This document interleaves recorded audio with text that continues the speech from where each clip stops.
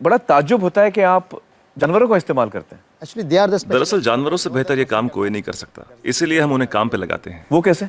देखिए, गाय के बारे में तो हम सब जानते हैं, गाय दूध देती है, पर 4-5 बछड़े पैदा करने के बाद जब गाय दूध देना बंद कर देती है तो लोग समझते हैं कि गाय बेकार हो गई है।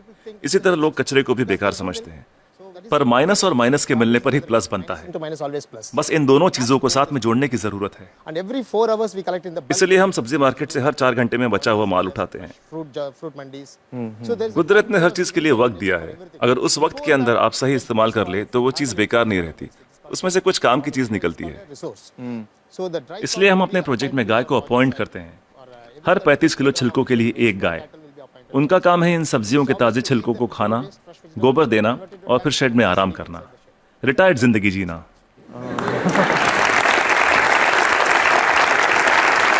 within 8 hours time. सिर्फ 8 घंटे में सारा कचरा घट के गोबर के रूप में 1/4 हो जाता है, The entire waste. और इस गोबर में काफी मात्रा में ईंधन वाली मीथेन गैस Once होती the है। dung comes out. हम तुरंत गोबर को बायोडाइजेस्टर में डाल देते हैं, इसमें से मीथेन गैस निकल जाती है और हमें बिना मीथेन के गोबर का एक घोल मिलता है। Methane free cow dung slurry will come out. Immediately इसको हम तुरंत केचुओं के हवाले कर देते हैं। eaten by them and just केचुए उसे खा लेते हैं और उनके पेट से जो बाहर आता है उसे कहते हैं vermi cast. that's called vermicast. ये दुनिया की सबसे बेहतरीन खाद होती है। दुनिया की सबसे बेहतरीन खाद। इसे ब्लैक गोल्ड या काला सोना भी कहा जाता है। It can be directly. खेती के लिए बहुत अच्छा है। अगर बैक्टीरिया वाले तरीके से खाद बनाएं तो इसमें 45 दिन लग जाते हैं। और यहाँ देखिए, सोमवार की सुबह 6 बजे माँ सब्जियां काटती है, 9 बजे गाड़ी आकर उसका बचा हुआ हिस्सा ले जाती है, 10:30 बजे हम वो गाय को दे देते हैं, शाम 6 बजे तक गोबर निकल आता We are है। getting the cow dung ready.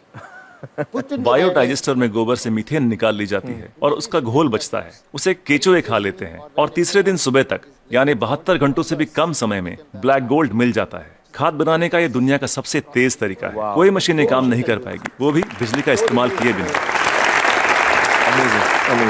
देखिए, आपके पास जो मोबाइल फोन है, चार्ज न करो तो बेकार है, टेक्नोलॉजी फेल हो जाती है, लेकिन गाय जो भी खाती है उससे एनर्जी बनाकर हमें देती है और गाय को रोज चार्ज भी नहीं करना charging पड़ता। the cow every day.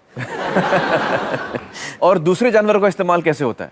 मसलन मुर्गियां क्या करती हैं? There will be some जो सड़ी गली चीजें गाय को नहीं दे सकते उसे हम सीधा कॉम्पोस्ट पिट में डाल देते हैं, पर वहां उसमें मैगट्स पैदा हो जाते हैं। will come out. मैगट्स मतलब वो छोटे छोटे कीड़े। छोटे कीड़े, ये कीड़े मुर्गियों को बहुत पसंद हैं, चुन चुन के खा लेती हैं और बदले में अगले दिन सुबह बेहतरीन अंडे देती हैं। जो लोग कीड़ों को देखकर मुंह बनाते हैं वो अगली सुबह उन अंडों से बने ऑमलेट को बड़े मजे लेकर खाते हैं।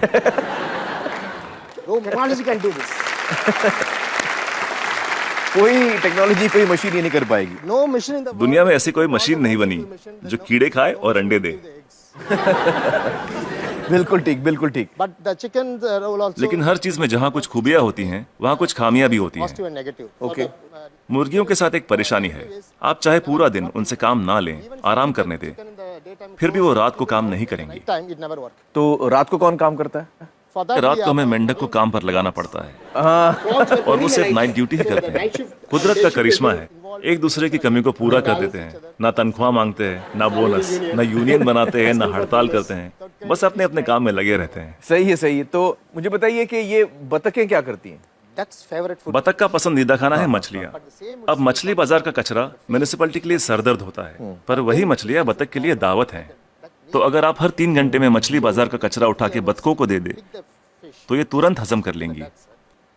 15-20 मिनट में सब कुछ सफाचट, और कचरा अगले दिन बतखों के खूबसूरत अंडों में तब्दील हो जाएगा। The whole thing will be contained with beautiful eggs.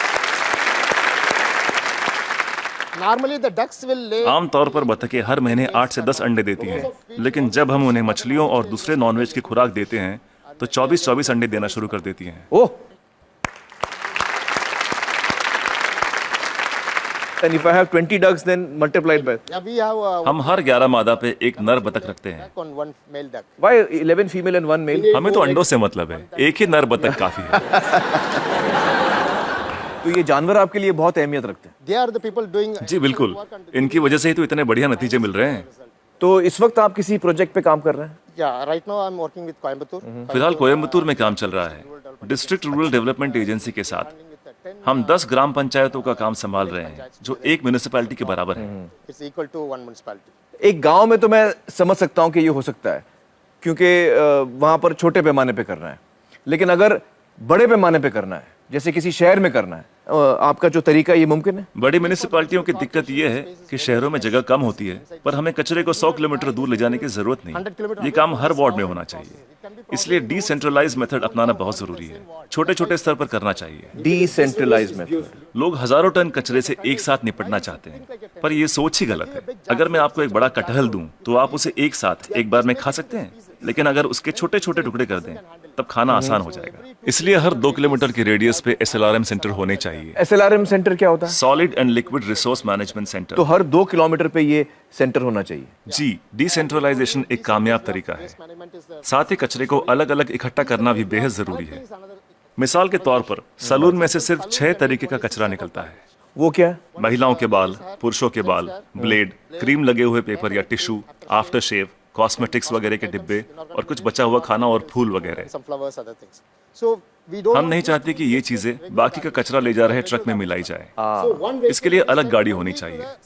जैसे मुंबई में करीब 2000 सलून्स होंगे। 2000 saloons. एक गाड़ी सब जगह घूम के ले लेगी। हर इलाके के लिए एक छोटी गाड़ी। हाँ, अलग अलग एरिया के लिए अलग अलग गाड़ियां होंगी। हाँ। जी, सिर्फ सलून के लिए। दिन खत्म होने से पहले सब बिक जाएगा। आज की तारीख में दुनिया का सबसे कीमती कचरा है महिलाओं के बाल। 2500 रुपए प्रति किलो। वाह वाह। तो दिन भर का जो कचरा है, दिन खत्म होते होते वो इस्तेमाल भी हो जाएगा। अलग अलग इकट्ठा करें तो राज ये है, तरकीब ये है कि शुरुआत से ही मिक्स मत करो। जी, अलग अलग इकट्ठा करो और अलग अलग ही लेकर जाओ। तो आपके पास इसका पूरा प्लान है, मास्टर प्लान है? बिल्कुल है। वाह वाह। That's- तो मुझे बताइए कि ये जो आपका मॉडल है, इसमें खर्चा कितना आता है? See, this is totally self-sustainable. देखिए, ये मॉडल अपना खर्च खुद निकाल लेता है। Experience, I'm telling you. मैं अपने तजुर्बे से कह सकता हूँ कि आपके घर के हर रोज के कचरे से 3 रुपए वसूले जा सकते हैं। Garbage. मतलब आप अगर मेरा कचरा लेंगे तो आप मुझे 3 रुपए देंगे? उसे 3 रुपयों में बदल सकता हूँ 3 रुपए में तब्दील कर देंगे, बदल देंगे। और कचरा उठाने का कोई भी चार्ज लिए बिना। तो मुझे बताइए कि अगर मुंबई जैसे शहर की जिम्मेदारी आपको दी जाए कि इसको आप साफ कर दीजिए, तो आपको कितना समय लगेगा, कितना वक्त लगेगा आपको? कम से कम 18 महीने। मतलब 1.5 साल। तो मतलब 1.5 साल में आप मुंबई की काया पलट कर सकते हैं। Yes. Ji, it's possible. बिल्कुल कर सकते हैं। बहुत बहुत शुक्रिया श्रीनिवासन जी, बहुत ही कमाल के सुझाव आपने दिए हैं। बहुत बहुत शुक्रिया। Thank you so much.